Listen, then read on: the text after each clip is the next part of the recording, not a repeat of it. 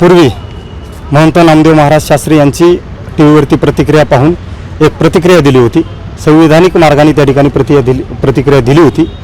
परंतु ती प्रतिक्रिया ज्यावेळेस प्रसारमाध्यमांच्या समोर आली त्यावेळेस मात्र महाराष्ट्रभरातून महंत नामदेव महाराज शास्त्री यांचे अनुयायांचे फोन यायला लागले की तुम्ही शास्त्रींच्या विरोधात बोलतात, तुमची तेवढी लायकी आहे का, तुमची कुवत आहे का, तुम्हाला बघतोत मारतोत, अशा प्रचंड जीवे मारण्याच्या धमक्या दिल्या. मग ज्या अनोन नंबरवरून मला फोन आले, मला प्रचंड मानसिक त्रास झाला.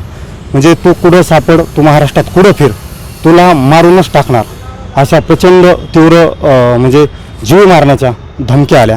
मी आज अशी रितसर तक्रार दाखल केली, जी मोबाईल नंबरवरून आली, जी व्हिडिओ रेकॉर्डिंग आली, ती रेकॉर्डिंग मी रितसर इथं SP ऑफिसला जोडून दिलेली आहे.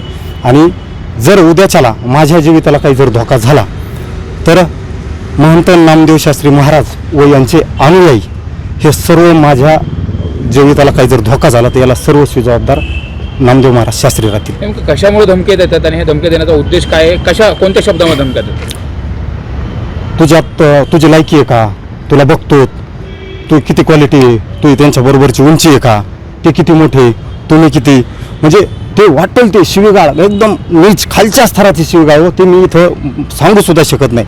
म्हणजे इतकी वेदनादायक सांगू नका. आणि मी महंत नामदेव महाराज शास्त्रींचा कालही आदर करत होतो साहेब, आजही आदर करतो आणि उद्याही करतो. ते वारकरी संप्रदायाचे उच्चस्थानी असणारी व्यक्ती आहे. पण मी एक वारकरी म्हणून प्रवचनकार म्हणून मी त्यांचा अत्यंत आदर करून माझी मी प्रतिक्रिया प्रसारमाध्यमासमोर दिली होती संविधानिक मार्गाने. पण आज अशी परिस्थिती झाली की त्यांचे अनुयायी एवढे धमकी द्यायला लागलेत की मी महाराष्ट्रभर कीर्तन प्रवचनाच्या माध्यमातून फिरत असतो, प्रबोधन करत असतो.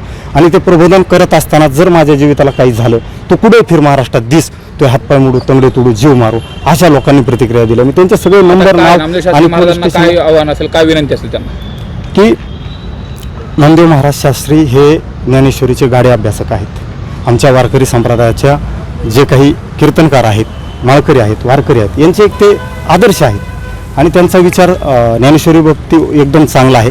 परंतु त्यांनी त्या अनुयायांना किंवा महाराष्ट्रातील वारकऱ्यांच्या ज्या भावना दुखवलेल्या आहेत त्या भावनासंदर्भात त्यांनी नक्कीच एखाद्या म्हणजे अप्रत्यक्षपणे वेगवेगळे मतं मानणं हे योग्य नाही.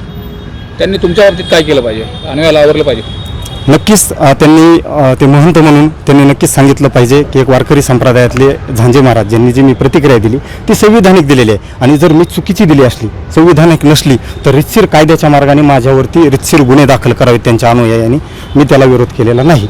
परंतु मला जीवे मारण्याची धमकी देणं, मला तुला फिरू देणार नाही, तुझे हातपाय तोडू, तुझी लायकी नाही, हे बोलणं मात्र नामदेव महाराज शास्त्रींनी त्यांच्या अनुयायांना सांगावं की बाबांनो, संविधानिक मार्गाने जे करायचं, इथं लोकशाही आहे, मी एक साधारण त्या ठिकाणी वारकरी आहे, कीर्तनकार आहे, तर माझ्या प्रतिक्रियेचं नामदेव महाराज शास्त्रींनी उत्तर द्यावं, आपल्या अनुयायांना आव्हान करावं.